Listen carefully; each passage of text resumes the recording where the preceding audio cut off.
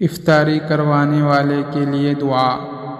افطاری کروانے والے کو یوں دعا دے: افطر عندكم الصائمون وأكل طعامكم الأبرار وصلت عليكم الملائكة۔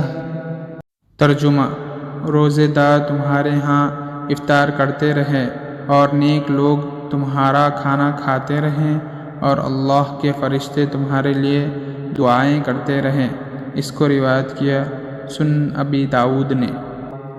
افطر عندكم الصائمون وأكل طعامكم الأبرار وصلت عليكم الملائكة۔ افطر عندكم الصائمون وأكل طعامكم الأبرار وصلت عليكم الملائكة۔